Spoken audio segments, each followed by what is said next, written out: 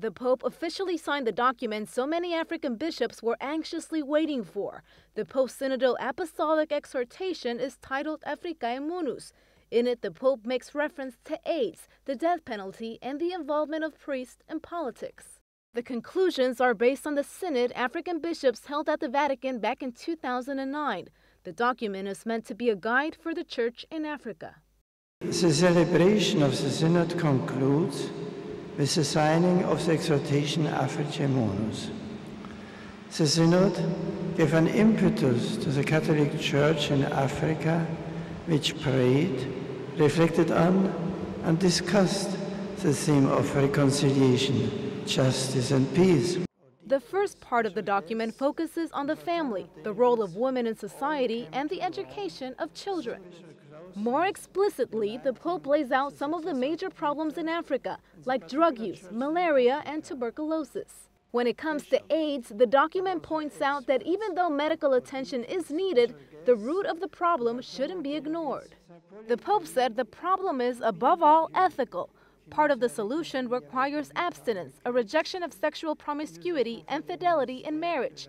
To make this a reality, the Church should promote a strong upbringing during formative years.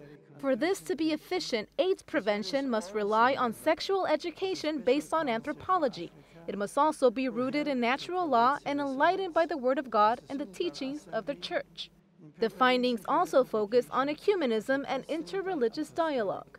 L'Église est ouverte à la collaboration avec toutes les composantes de la société, en particulier avec les représentants des églises et des communautés ecclésiales qui ne sont pas encore en pleine communion avec l'Église catholique, tout comme avec les représentants des religions non chrétiennes, surtout ceux des religions traditionnelles et de l'islam.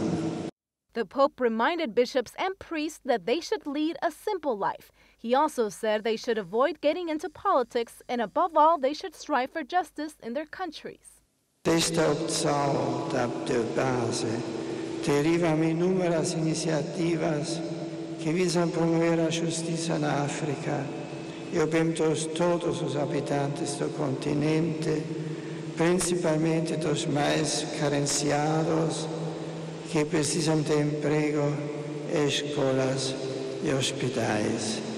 The Pope signed the document at the Basilica of the Immaculate Conception of Ouida, which has the capacity for 800 people. It was the first cathedral in West Africa and the starting point of evangelization in the region.